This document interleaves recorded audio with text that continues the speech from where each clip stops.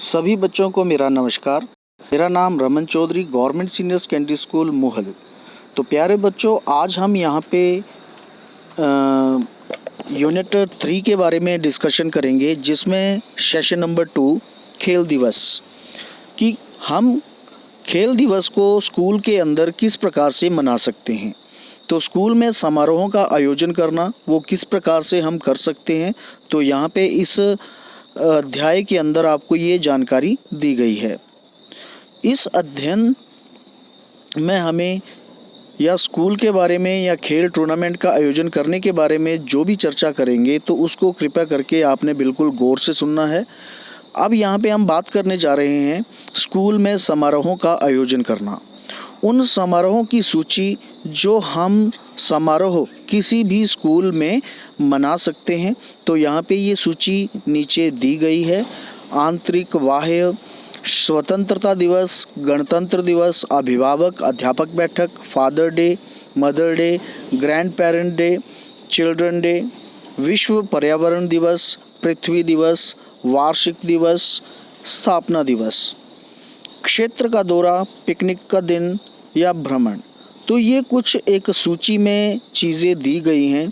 तो इसमें हम कुछ चीज़ों के बारे में यहाँ पे डिस्कस करने जा रहे हैं।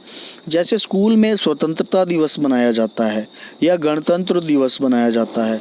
तो प्यारे बच्चों, हम स्वतंत्रता दिवस या गणतंत्र दिवस जब भी हम स्कूल में मनाते हैं, तो हमारे स्कूल के अंदर जो ग्राउंड होता है उसके अंदर हम क्या करते हैं, झंडे को फहराते हैं।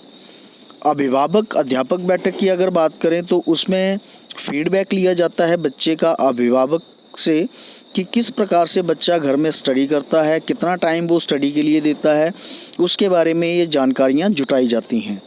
फादर डे, मदर डे, इसमें आपके फादर्स या मदर्स को बुलाया जाता है। ग्रैंड पेरेंट डे यानी कि आपके दादा दादी को बुलाया जाता है। चिल्ड्रन डे, बच्चों को बुलाया जाता है।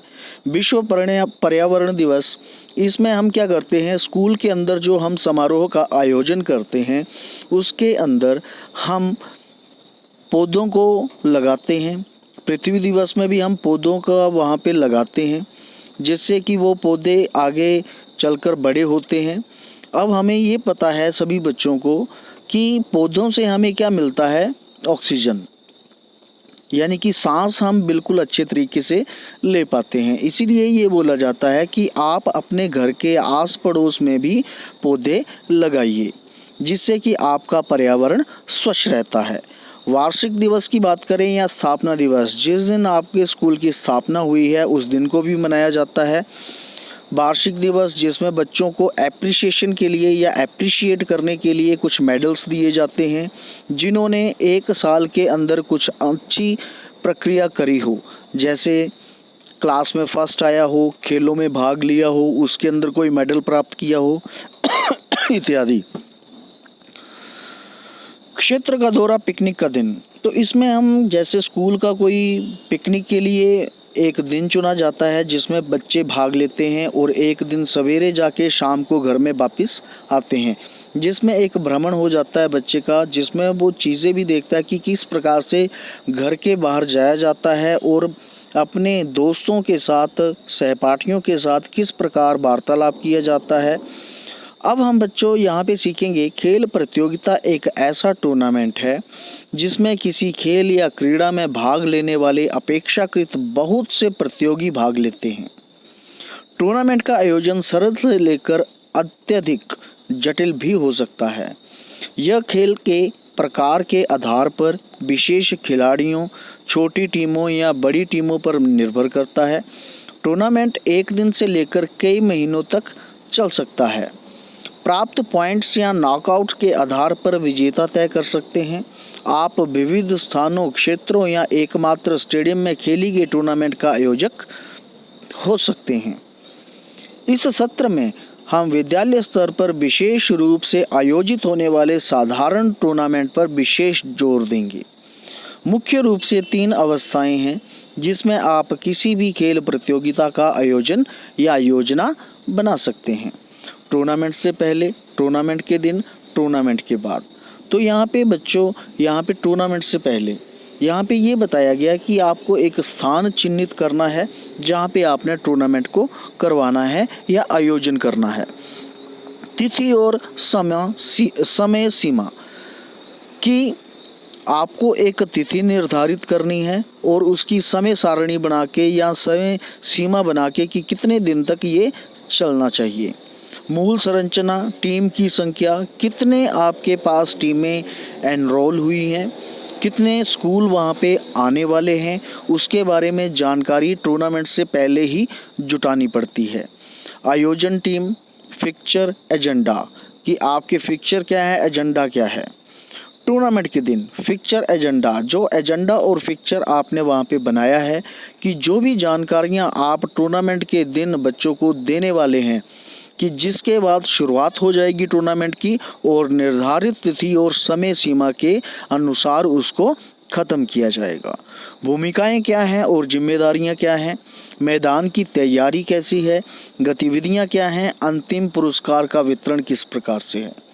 कि टूर्नामेंट के दिन आप सभी बच्चों को इकट्ठा होके बिठाएंगे ग्राउंड के अंदर, सभी स्कूल के जो बच्चे वहाँ पे मौजूद हैं उनको टूर्नामेंट के दिन ये चीज़ें आप वहाँ पे डिस्कस करेंगे।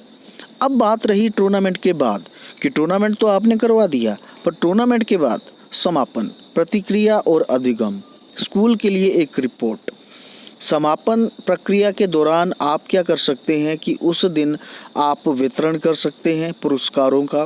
प्रक्रिया और अधिगम किस प्रकार से है और आपने जो टूर्नामेंट से पहले टूर्नामेंट के दिन जो भी चीज़ें करी, जो भी एजेंडा आपका था, कितनी टीमें वहाँ पे आई थी, कितनी योजनाएं बनी, तो उसकी सारी एक स्कूल के लिए रिपोर्ट आप सबमिट करेंगे, जमा करवाएंगे।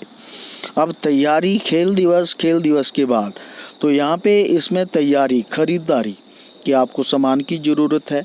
आपने किसी भी खेल में भाग लेना है, जैसे मान लो वॉलीबॉल है तो उसके लिए आपको क्या करना पड़ेगा, वॉलीबॉल ख़रीदना पड़ेगा, नेट ख़रीदना पड़ेगा, उसमें फिर बच्चों से अभ्यास करवाना पड़ेगा और बड़े पैमाने पर प्रदर्शन अगर आप करना चाहते हैं तो आपको उसमें बिल्कुल जी जान लगाकर मेहनत करके अभ्यास करना पड़ेगा, जिससे कि आपका प्रदर्शन अच्छा हो सके, सफल हो सके।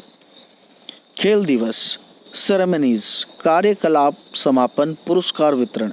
सेरेमनी, जो ओपनिंग सेरेमनी कि जिस दिन आप खेल दिवस का उद्घाटन करेंगे अपने स्कूल के अंदर, तो उसमें आप किन चीज़ों को एक एजेंडा के रूप में मना रहे हैं और कौन सा कैंडिडेट वहाँ पे एक चीफ गेस्ट के तौर पर आया हुआ है, तो उसको भी आप स्टेज के ऊपर बुलाएंगे, एप्रिशिएट करेंगे, मोमेंटो देंगे या कुछ मेडल देंगे, जिसके बाद वो बच्चों को एक बॉल या गेंद या कोई भी चीज़ देकर टूर्नामेंट की शुरुआत करवाता है। पुरस्कार वितरण आप उसी दिन भी कर सकते हैं या जिस दिन आपका समापन है खेल दिवस का, उस दिन भी पुरस्कार का वितरण आप कर सकते हैं। खेल दिवस के बाद समापन प्रक्रियाएं और शिक्षाएं, भुगतान, लेखा या समायोजन। तो आपने जो तैयारी की थी खेल दिवस के लिए, उसके लिए हमें ये जानकारियाँ यहाँ से मिली हैं। टूर्नामेंट से पहले एक विद्यालय एक फुटबॉल टूर्नामेंट आयोजित करने का निर्णय कर सकता है, जहाँ पे हमने स्थान, तिथि और सीमा, कितनी प्रविष्टियाँ, कितने भाग लेने वाले हैं, क्या बुनियादी उसका ढांचा है, क्या विद्यालय टूर्नामेंट आयोजित करने के लिए उपकरणों की आवश्यकता होती है, टूर्नामेंट को आयोजित करने के लिए आवश्यक लोगों की कुल संख्या कितनी है। ये सारी हमें टूर्नामेंट करने के लिए सारी चीज़ें ये ज़रूरी हैं। इनमें से कुछ प्रश्न एक दूसरे से जुड़े हुए हैं। उदाहरण के तौर पर यदि आपके पास केवल एक मैदान और 2 अध्यापक हैं, तो मेरे सामने एक अवरोध होगा कि खेल प्रतियोगिता के लिए कितनी टीमों को आमंत्रित करूं। यदि मेरे पास खिलाड़ियों के लिए रात भर ठहरने के लिए व्यवस्था है, तो मैं केवल एक दिन की टूर्नामेंट का आयोजन करने के लिए बाध्य होऊंगा। तारीख, स्थान और प्रतिभागियों की संख्या तय होने के पश्चात योजना का ब्यौरा जुटाया जाता है। आने वाले पृष्ठों में टूर्नामेंट की योजना और कार्य निष्पादन की विभिन्न पहलुओं को संक्षिप्त सारांश दिया गया है। तो बच्चों, यहाँ पे एक अध्यापक वहाँ पे विद्यार्थियों को समझा रहा है कि किस प्रकार से वहाँ पे हमने इन चीज़ों को एक्सेप्ट करना है। अब यहाँ पे हमारे सामने है, प्रत्येक टीम के नेता तब तय करेंगे कि उनके कितने अतिरिक्त टीम सदस्यों की ज़रूरत है और उनकी विस्तृत जांच सूचियों के साथ कार्य करें और टूर्नामेंट के लिए तैयार करें। तो यहाँ पे कुछ हमें जानकारी दी गई है कि किस प्रकार से टूर्नामेंट का आयोजन करें। तो बच्चों यहाँ पे हम देखेंगे टूर्नामेंट का आयोजन योजना की तैयारी के माध्यम से आवश्यक अंत या अन्य स्तर के टूर्नामेंट का आयोजन करना। खेल के अंतर कक्षा टूर्नामेंट के लिए आयोजन करने के लिए खेल अध्यापकों के साथ परामर्श करें जो अपने स्कूल में संभव हो सकता है। टूर्नामेंट आयोजन करने के लिए दिशा निर्देश। समिति का गठन करना कि सबसे पहले आपको 4-5 शिक्षकों की एक समिति का गठन करना पड़ेगा जो हर एक पहलुओं के बारे में वहाँ पे सोचेगा और उसमें परिवर्तन करने के लिए विभिन्न टीमों के सदस्यों को चिन्हित करेगा। टीम की जिम्मेदारियाँ, टूर्नामेंट की संरचना, टीमों की सूचना, प्रॉप्स और उपकरण, खेल की पोशाक, तो ये सारी चीज़ें हमें वहाँ पे ज़रूरी होती हैं।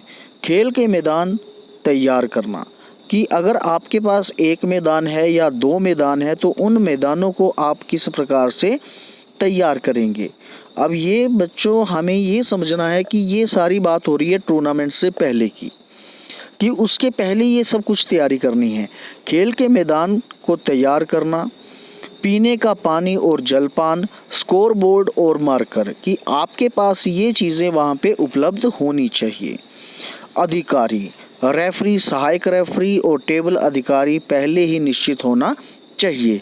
ये नहीं कि जिस दिन आपका खेल दिवस है उस दिन आप और अन्य शिक्षकों को बोले। ये तो सारी चीज़ें हमें पहले ही वहाँ पे निर्धारित करनी है। तो बच्चों मेरा ये मानना है कि आपको खेल दिवस के बारे में कुछ जानकारियाँ यहाँ पे प्राप्त हुई हैं। तो मैं आशा करूँगा कि आपको ये जानकारियाँ अच्छी लगी होंगी और आने वाले समय में आप इन जानकारियों का उपयोग भी कर पाएंगे। तो इसी प्रकार से हम आयोजन कर सकते हैं। तो प्यारे बच्चों आज का सेशन यहाँ पे कंप्लीट होता है। धन्यवाद।